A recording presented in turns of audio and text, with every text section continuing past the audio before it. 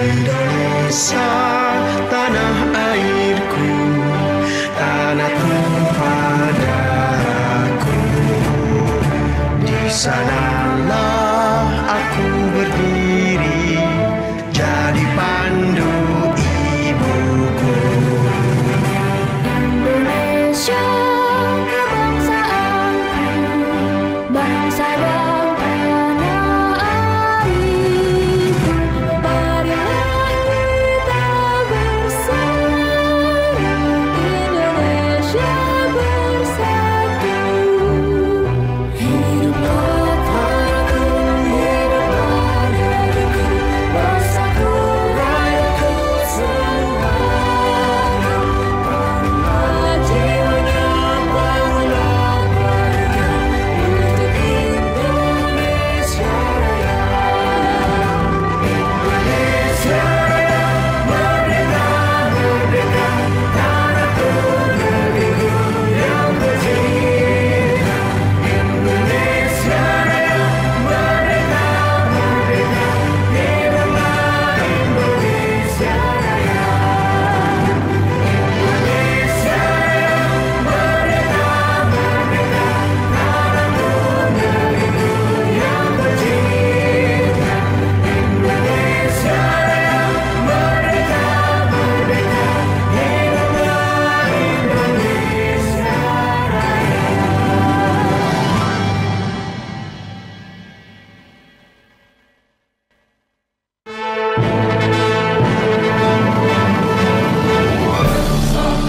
Kita semua warga Kalimantan Utara berpadu bersama suku dan agama, bersama bangun benuana. Berbagai rintangan menghadap, bersama siap kita terjang. Dengan semangat tinggi berbakti mengabdi kepada bumi pertiwi. Gunung di perbatasan hijau, sungai dan laut biru. Sejauh negeriku datangi, hatiku tetap kita terang. Mari kita semua berkarya dengan segenap jiwa raga, bangun Indonesia, asas Pancasila, maju dan jaya Lakatara. Maju dan jaya Lakatara.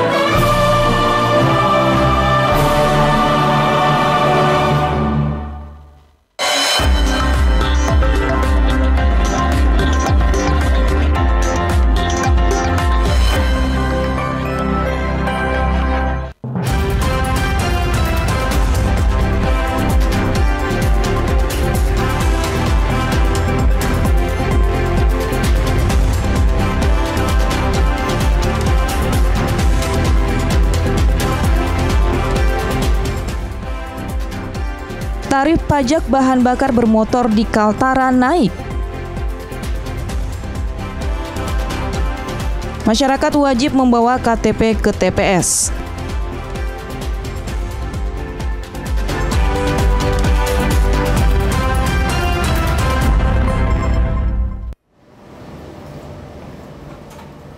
Assalamualaikum warahmatullahi wabarakatuh. Selamat sore saudara. TVRI Stasiun Kalimantan Utara kembali hadir untuk Anda dalam program berita Kalimantan Utara hari ini. Sejumlah informasi terkini seputar Kalimantan Utara dan wilayah lain yang ada di Kalimantan telah kami siapkan untuk Anda. Bersama dengan saya Tika Ridwan, inilah informasi selengkapnya.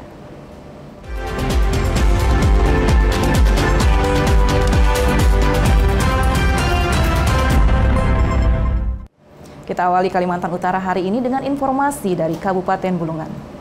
Tarif pajak bahan bakar kendaraan bermotor atau PBBKB di Kalimantan Utara mengalami kenaikan dari 7,5% menjadi 10%. Kenaikan itu menyusul adanya peraturan daerah Provinsi Kaltara tentang perubahan tarif pajak bahan bakar kendaraan bermotor atau PBBKB.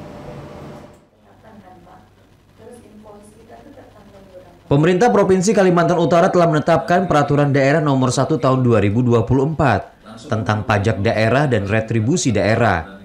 Perda itu mengatur tentang perubahan tarif PBBKB yang semula 7,5% menjadi 10%. Kepala Badan Pendapatan Daerah Kaltara, Tommy Labo mengatakan, rencananya perda ini akan mulai diberlakukan pada Januari 2024.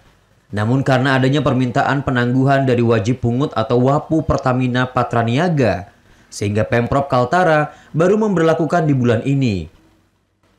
Kebijakan ini sebagai upaya menekan penggunaan bahan bakar subsidi industri, serta optimalisasi pendapatan asli daerah, khususnya pajak bahan bakar kendaraan bermotor. Yang semula 7,5% menjadi 10%. Dan ini perlu dari WAPU, khususnya Pertamina, Patraniaga untuk mensosialisasikan ke perubahan tarif ini ke customer. Nah ini yang perlu waktu.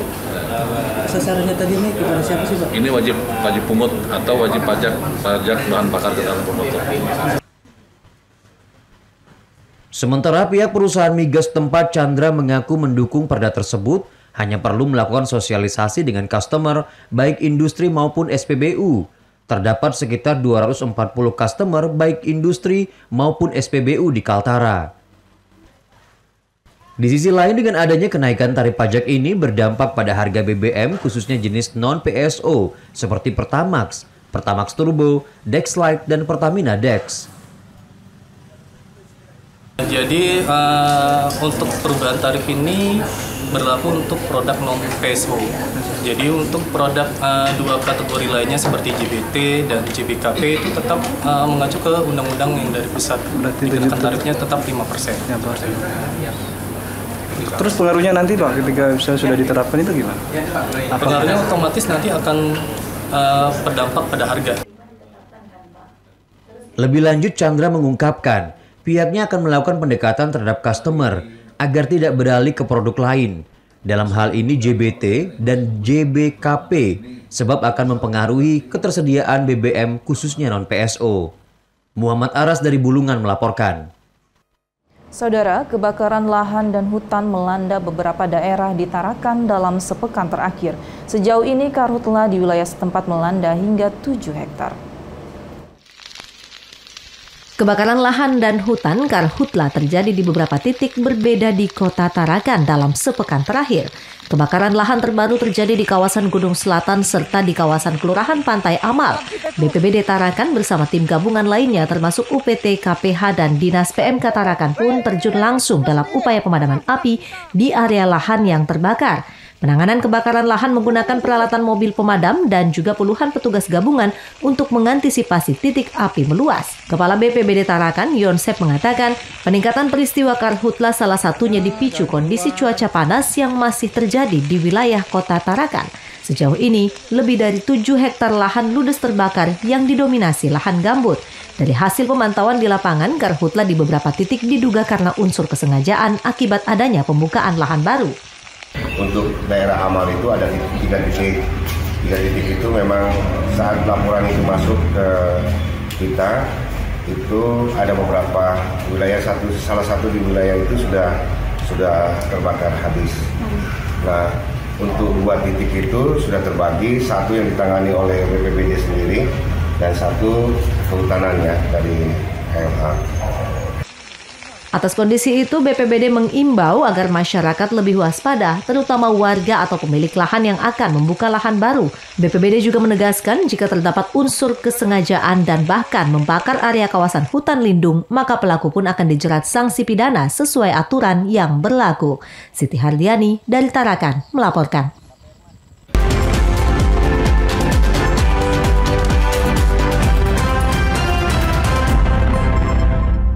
Saudara, kita beralih ke informasi lainnya. Sebanyak 33 pejabat fungsional di lingkungan pemerintah Provinsi Kalimantan Utara dimutasi. Bagi pejabat yang dilantik dapat segera melakukan inovasi dan menyusun program kerja dalam mendukung percepatan pembangunan di Provinsi Kaltara. Pemerintah Provinsi Kalimantan Utara kembali melakukan mutasi terhadap puluhan pejabat fungsional. Gubernur Kaltara Zainal Arifin Paliwang mengatakan, terdapat 33 aparatur sipil negara atau ASN yang dilantik, 30 diantaranya bertugas di Dinas Kehutanan. Sementara 2 orang lainnya bertugas di Dinas Ketenagakerjaan dan Transmigrasi, dan 1 orang lainnya bertugas di Badan Pengembangan Sumber Daya Manusia atau BPSDM. Gubernur menuturkan, mutasi dilakukan berdasarkan dengan kualifikasi keahlian dari masing-masing ASN, sehingga penempatan mengikuti keahlian masing-masing. Polisi kehutanan ya dia sudah punya kualifikasi polisi hutan, kemudian juga di mana BPSDM sudah punya kualifikasi sendiri, dan 2 di ketenagakerjaan. Jadi penempatan jabatan fungsional ini sesuai dengan keahliannya. Gubernur berharap ASN yang telah dilantik dapat segera menyesuaikan diri dalam mengemban tugas di tempat yang baru, kemudian segera melakukan inovasi dan menyusun program kerja dalam rangka mendukung percepatan pembangunan di Kaltara. Muhammad Aras dari Bulungan melaporkan. Barang bukti 5 kg sabu dimusnahkan oleh Direktorat Polairut Polda Kalimantan Utara. Kegiatan pemusnahan barang bukti narkoba ini disaksikan secara langsung oleh 1 orang tersangka inisial JS. Barang bukti 5 kg sabu hasil pengungkapan Direktorat Polairut Polda Kalimantan Utara pada Desember 2023 dilakukan proses pemusnahan disaksikan langsung tersangka berinisial JS. Paket barang haram ini dilakukan pemeriksaan terlebih dahulu oleh petugas dari Labkesda guna memastikan barang bukti yang dimusnahkan narkotika, dan hasilnya petugas memastikan seluruhnya mengandung zat metafetamin masuk dalam kategori narkotika jenis sabu. Usai pemeriksaan Labkesda, polisi bersama BNN, Kejaksaan Negeri Tarakan, dan Pengadilan Negeri Tarakan langsung melakukan proses pemusnahan barang bukti. Narkotika jenis sabu dimasukkan ke dalam air untuk dilarutkan dan dicampur dengan larutan pemutih pakaian. Kemudian larutan air berisi sabu dibawa ke saluran pembuangan oleh petugas dan disaksikan langsung oleh tersangka. Masih kita kembangkan, tersangkanya masih 1 untuk yang mengarahkan dia dan membiayai dia sekarang masih jadi DPO. Mungkin penekanan untuk peredaran narkotika di perbatasan dari Polair terus melakukan pemantauan atau gimana? Kami tetap untuk melaksanakan pemantauan untuk melawan narkoba. Jadi tidak ada katanya kita berhenti. Tiap hari kita akan terus pantau untuk melawan untuk narkoba ini jangan sampai masuk ke tanah. Polisi memastikan pihaknya transparan dalam menangani barang bukti narkotika jenis sabu hingga dilakukan proses pemusnahan secara terbuka kepada publik.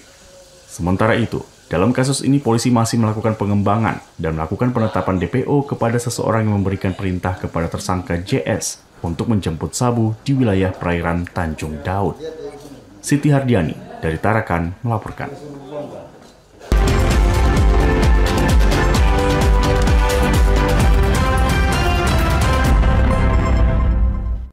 Saudara, informasi seputar pemilu di Kalimantan Utara akan kami hadirkan dalam segmen Menuju Pemilu 2024.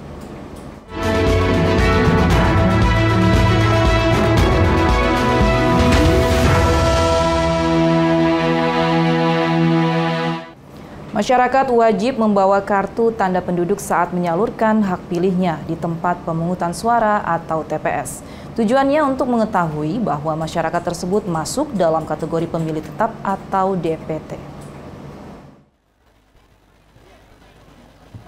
Komisi Pemilihan Umum Kabupaten Bulungan melakukan simulasi pemungutan dan penghitungan suara, serta penggunaan aplikasi Sistem Informasi Rekapitulasi Suara atau Sirekap. Ketua KPU Bulungan Lili Suryani mengatakan, simulasi ini bertujuan untuk memberikan pemahaman pada masyarakat terkait proses pemungutan suara di tempat pemungutan suara atau TPS. Kemudian melalui simulasi ini, kelompok panitia pemungutan suara atau KPPS paham dengan tugas masing-masing. Lili menambahkan untuk masyarakat yang memiliki hak pilih wajib membawa kartu tanda penduduk. Tujuannya untuk mengetahui bahwa pemilih tersebut masuk dalam kategori daftar pemilih tetap. KTP di TPS wajib dibawa. Jadi cuman ada pembaginya. Maksudnya kalau dia tidak bawa KTP elektronik, bisa fotokopi KTP-nya, bisa KTP digitalnya, bisa surat keterangan yang dikeluarkan di Sukcapil yang ada fotonya, yang khusus dikeluarkan di Sukcapil ya. Kemudian boleh paspor maupun visa. Selain daripada itu tidak boleh. Sementara itu terkait penggunaan aplikasi Sirekap, Lili mengungkapkan tujuannya adalah untuk memberikan informasi lebih cepat sehingga masyarakat dapat mengetahui update penghitungan suara di TPS. Selain itu, data yang diinput melalui aplikasi Sirekap menjadi balance terhadap data yang ada di TPS. Muhammad Aras dari Bulungan melaporkan. Komisi Pemilihan Umum KPU Tarakan memastikan untuk 4 kategori daftar pemilih tambahan atau DPTB, prosesnya berakhir sampai 7 Februari 2024. Keempat kategori DPTB tersebut diantaranya bertugas pada hari pencoblosan, bencana alam, rehab, dan warga binaan. Proses kepengurusan daftar pemilih tambahan atau DPTB oleh KPU Tarakan untuk pindah pemilih berakhir pada 15 Januari 2024 lalu. Terdapat 9 kategori yang masuk dalam kepengurusan DPTB dan didata melalui sistem yang telah ditentukan dengan syarat yang berlaku. Namun dari 9 kategori, 4 kategori diantaranya masa untuk proses kepengurusan pindah memilih berlaku sampai dengan 7 Februari 2024. Anggota KPU Tarakan Jumaida menjelaskan 4 kategori yang termasuk dalam daftar pemilih tambahan, diantaranya para petugas di hari pelaksanaan pencoblosan dan juga masyarakat dalam kondisi bencana alam, rehab dan warga binaan di lapas. Untuk proses kepengurusan pindah memilih berlaku sampai 7 Februari 2024 atau sepekan menjelang hari H. Sedangkan agar dapat menggunakan hak pilihnya di TPS, pemilih tambahan diwajibkan menyertakan bukti atau surat DPTB dan membawa KTP. Terkait jarak, memang 2 desa kami ini terjauh, walaupun mereka berdampingan. Cuman di sana itu jaringannya memang belum stabil, karena informasi yang kami dapat dari mereka, TPS kami di Perempatan Sungai Langir itu terdapat tower yang di beberapa minggu ini memang off gitu. Sementara itu dari data yang tercatat di KPU Tarakan, jumlah pindah memilih yang masuk dan keluar dari Tarakan nyaris seimbang. Menurut data yang ada di KPU Tarakan, sebanyak 3.012 pemilih pindah masuk dan pindah keluar sebanyak 2.333 pemilih. Siti Hardiani dari Tarakan melaporkan. Saudara, perkara pelanggaran pemilu terkait dugaan praktik politik uang yang menjerat calon anggota legislatif Nunukan mendapat perhatian semua pihak. Salah satunya dari Himpunan Mahasiswa Islam atau HMI Nunukan, meminta perkara politik uang ini mampu menjadi syok terapi bagi seluruh peserta pemilu 2024. Perkara politik uang yang sedang berproses di Pengadilan Negeri Nunukan mendapat pengawalan dari Agent of Change yang tergabung dalam Himpunan Mahasiswa Islam Cabang Nunukan. Dari perkara ini diharapkan menjadi momentum bagi seluruh politisi yang ingin maju menjadi wakil rakyat untuk tetap mengindahkan ketentuan pemilu agar terhindar dari persoalan-persoalan pidana. Ketua HMI Cabang Nunukan, Muhammad Agus menyampaikan, pihaknya ikut mengawasi proses persidangan perkara politik uang di Nunukan untuk memastikan penanganan perkara berjalan sesuai dengan aturan yang berlaku, mengingat HMI juga terdaftar sebagai pemantau pemilu 2024 di Kabupaten Nunukan. Bagaimana memang kenapa kami turut mengawal, turut mengawasi, ini bagian daripada taken komitmen kami. Kami pernah melakukan sebuah deklarasi untuk bagaimana kemudian terus mengawal dan mengawasi daripada politik uang, termasuk untuk menjaga pemilu ini agar berjalan secara damai, secara adil untuk kesuksesan pemilu di bulan depan ini. Muhammad Agus menjelaskan, apapun hasil dari proses persidangan, HMI akan menerima dengan prinsip perkara menjadi catatan bahwa praktik money politik di Nunukan pernah terjadi, bahkan menyeret caleg ke meja hijau. Ahmad Albar dari Nunukan melaporkan.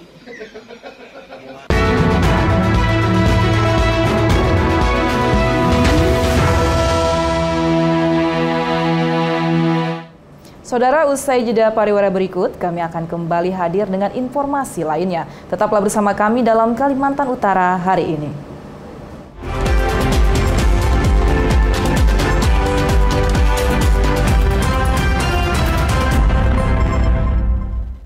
Assalamualaikum warahmatullahi wabarakatuh. Alhamdulillahirabbil alamin. Allahumma shalli ala sayyidina Muhammad wa ala alihi washabihi ajmain. Amma ba'du. Program reality yang syarat akan ilmu, mengangkat mengangkat berbagai tema yang menarik, mulai dari sejarah Islam, tausiah, ceramah, hingga membahas berbagai pokok permasalahan, kejadian kekinian di masyarakat, serta diikuti penjelasan para ustadz dan ustazah. Barang siapa niatnya, hijrahnya di jalan Allah, maka pasti nyampai. Begitu ya kalau hijrahnya pada Nabi, pasti nyampai, tergantung. Ketika kita ingin mengharapkan putra dan putri yang soleh dan soleha, maka yang perlu dilakukan oleh orang tua yang pertama adalah sedekah jariyah. Mutiara Hati hadir setiap Jumat pukul 18 waktu Indonesia Tengah.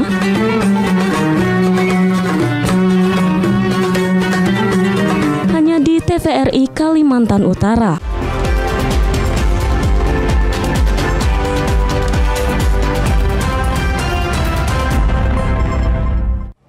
Terima kasih Anda masih bersama kami dalam Kalimantan Utara hari ini. Selanjutnya akan kami hadirkan informasi dari Kalimantan Timur dalam segmen Lintas Borneo berikut ini.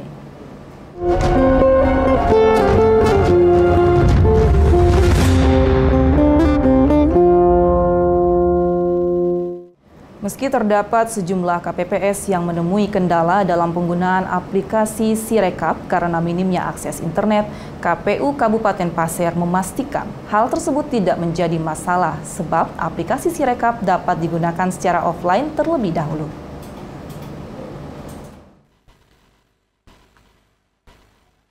Dalam penggunaan aplikasi Sistem Informasi Rekapitulasi atau Sirekap, terdapat sejumlah wilayah di Kabupaten Pasir yang terdeteksi minim akses internet.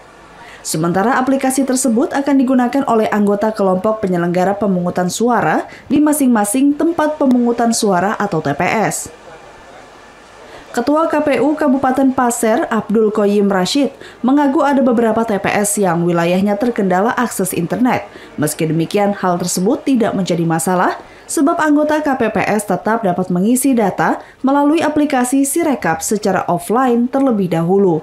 Kemudian setelahnya bisa mengirimkan data ketika sudah mendapatkan jaringan internet.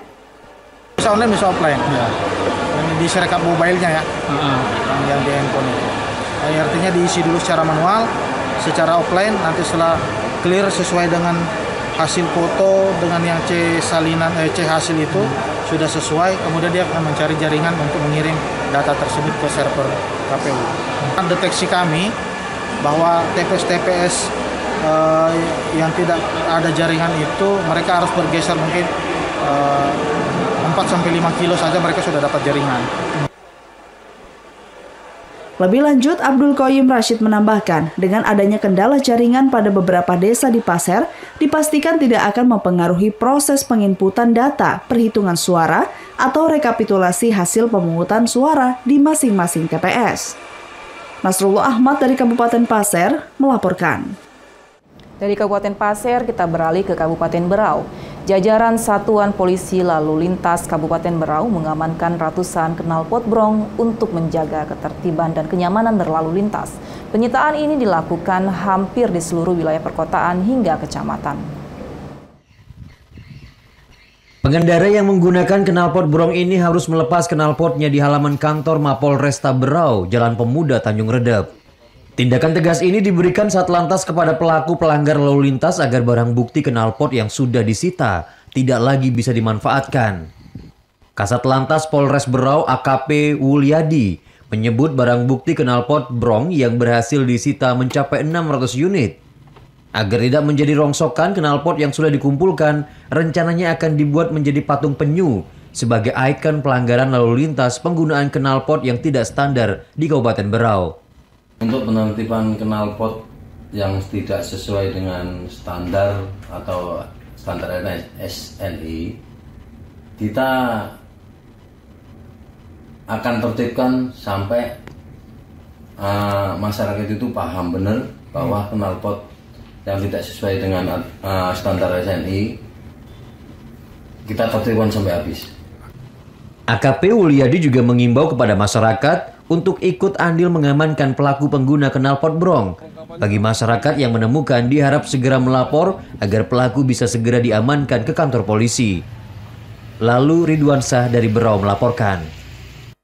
Memasuki tahun 2024, Dinas Kesehatan Provinsi Kalimantan Timur tingkatkan kewaspadaan terhadap sejumlah penyakit yang berpotensi menyebabkan status kondisi luar biasa atau KLB seperti polio. Selain sosialisasi, Dinas Kesehatan Kaltim juga terus meningkatkan cakupan vaksin polio untuk anak-anak. Dinas Kesehatan Dinkes Provinsi Kalimantan Timur tahun ini fokus meningkatkan kewaspadaan terhadap sejumlah penyakit, salah satunya penyakit polio yang berpotensi menyebabkan status kondisi luar biasa atau KLB. Walaupun saat ini di Kaltim tidak ditemukan adanya kasus polio, namun Indonesia pernah kembali berstatus KLB pada tahun 2022 lalu ketika ditemukan kasus polio yang terjadi di Madura dan Jawa Timur. Kepala Dinas Kesehatan Provinsi Kalimantan Timur Jaya Mualimin mengatakan, pihak Dinkes tetap meningkatkan kewaspadaan karena masyarakat asli Jawa Timur juga banyak bermukim di Kaltim, selain berupaya meningkatkan cakupan vaksin polio ke masyarakat. Tadinya nggak ada menjadi KLB, contoh penyakit polio. Walaupun di Kaltim belum ada ditemukan, tapi kemarin di beberapa berita kan ada di Madura dan di Jawa Timur kan polio. Cuma satu orang tapi dianggap jadi KLB. Jawa Timur dengan Madura dengan kita kan dekat kan. Mobilitas Jawa Timur dengan Kalimantan Timur itu kan, orang Jawa Timur itu lebih banyak di Kalimantan Timur gitu. Maka ini juga harus menjadi prioritas untuk mencegah tidak muncul kasus polio yang di Kalimantan Timur. Jaya Mualimin juga menjelaskan penyakit polio merupakan penyakit berbahaya karena dapat menyebabkan kelumpuhan permanen pada penderitanya. Polio biasanya menyerang anak pada usia kurang dari 15 tahun. Tidak ada gejala spesifik saat terserang polio. Selain kelumpuhan yang terjadi secara mendadak atau dalam istilah kedokteran disebut dengan acute flaccid paralysis atau AFP. Jaya juga menegaskan akan meningkatkan upaya sosialisasi vaksin polio ke masyarakat untuk menambah cakupan vaksinasi yang saat ini sudah cukup baik. Bahkan Kaltim pernah masuk 5 besar nasional cakupan vaksin polio terbanyak di Indonesia. Auzad Gisham dari Samarinda melaporkan. Informasi selanjutnya dari Kutai Barat. Pemerintah pusat telah menyiapkan 60 ton beras untuk 6.000 lebih penerima manfaat di Kabupaten Kutai Barat. Bantuan ini diberikan melalui cadangan pangan pemerintah pusat dan disalurkan selama 6 bulan dalam 2 tahap. Sebanyak 123 penerima bantuan beras di Kecamatan Barong Tongkok menerima bantuan beras dari pemerintah pusat melalui Pos Indonesia dan Dinas Kesehatan Pangan Kutai Barat. Sekretaris Daerah Kutai Barat Ayonius menyerahkan secara simbolis kepada keluarga penerima manfaat atau KPM di Kelurahan Barong, Kecamatan Barong Tongkok. Ayonius menyampaikan terima kasih kepada pemerintah pusat dan Perum Bulog yang telah merealisasikan program bantuan dalam 2 tahun terakhir di bumi Tanah Purai Ngeriman. Sementara itu, Kepala Ketahanan Pangan Kutai Barat Rion menjelaskan berdasarkan data dari Badan Pangan Nasional tercatat sebanyak 6.146 KPM yang menerima beras cadangan pemerintah pusat tersebar di 16 kecamatan di Kutai Barat. Ini adalah bantuan pemerintah, bantuan pangan beras pemerintah pusat melalui Badan Pangan Nasional. Ya. Jadi data yang menerima di Kutai Barat itu dari Badan Pangan Nasional itu sebanyak 6.146 KPM atau penerima manfaat yang terbagi di 16 kecamatan. Kemudian tahapan pemberian itu ada 2 tahap. Tahap pertama itu Januari sampai Maret, kemudian nanti tahap kedua April sampai Juni. Mungkin semoga kedepannya semoga kita bisa menikmati isinya, bisa ada manfaat lah untuk kita kan. Kalau menurut itu belum mencukupi karena terus terang kalau kami kan banyak nih 9 orang satu kakak itu. Jadi harapannya apa, Bu? Jadi harapannya kalau bisa lebih lah, kalau bisa lebih dari 10 kilo per bulan. Baik, tapi ada sekarang sudah bersyukur, Bu ya? Sudah bersyukur dapatkan untuk membantu lah. Yang tadinya kami perlu misalnya 30 kilo per bulan, bisa 20 kilo, sama murahnya lah. Rion menambahkan penyaluran beras cadangan pemerintah pusat ini terbagi dalam 2 tahap, yakni tahap pertama mulai bulan Januari 2024 hingga Maret 2024, dan tahap kedua dimulai bulan April 2024 hingga Juni 2024 mendatang. Masing-masing KPM mendapat jatah 10 kg beras per bulan dan diberikan selama 6 bulan. Bantuan beras cadangan pemerintah disalurkan melalui kantor pos Barong Tongkok kepada 123 KPM yang tersebar di Kelurahan Barong Tongkok, Kelurahan Simpang Raya, Kampung Ngenyan Asa, Sendawar, dan Kampung Sumber Sari. Mardan Suwaisman dari Kutai Barat melaporkan.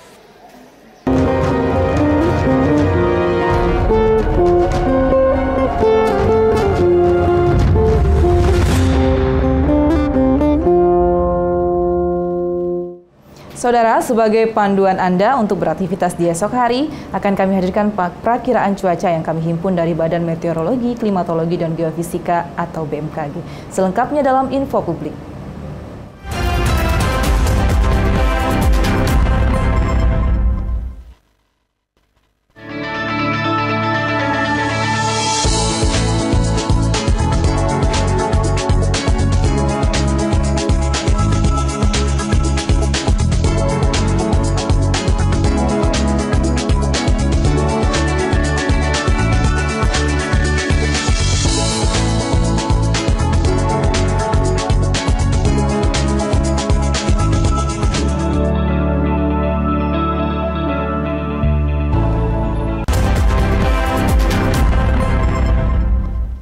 Dan bagi Anda yang baru bergabung bersama kami, akan kami hadirkan kembali ringkasan berita utama Kalimantan Utara hari ini.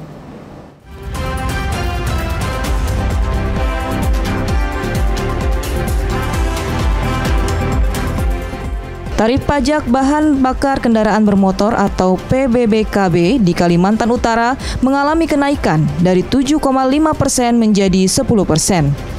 Kenaikan itu menyusul adanya Peraturan Daerah Provinsi Kaltara tentang perubahan tarif pajak bahan bakar kendaraan bermotor atau PBBKB.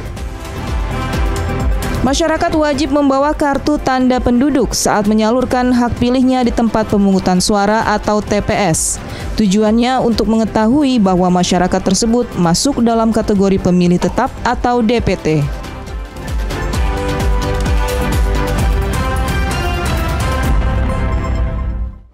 Demikian seluruh informasi dalam Kalimantan Utara hari ini.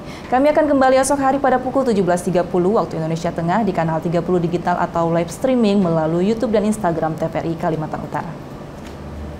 Saya Tika Ridwan, mewakili kerabat kerja yang bertugas, mohon undur diri. Terima kasih atas perhatian dan kebersamaan Anda. Assalamualaikum warahmatullahi wabarakatuh. Selamat sore, salam damai Benuanta, Kaltara di hati, dan sampai jumpa.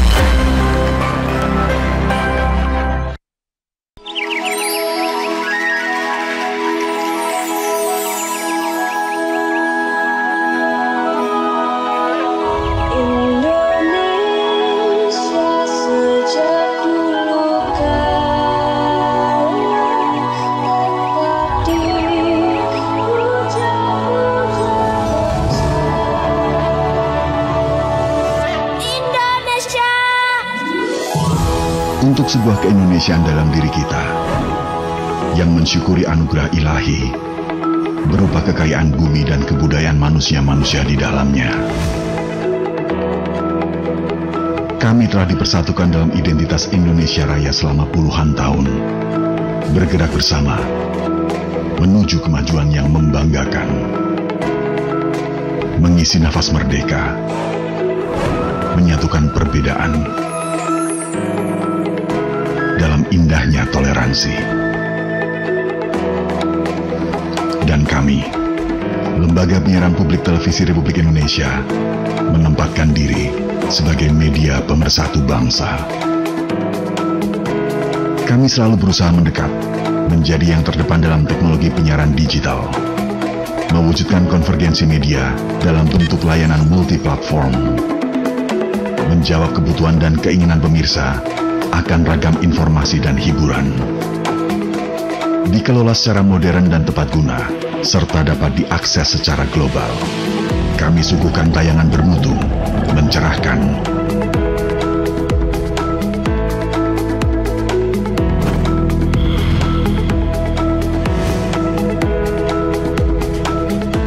berikut sekian banyak tontonan yang syarat dengan kearifan lokal bagi keluarga Indonesia.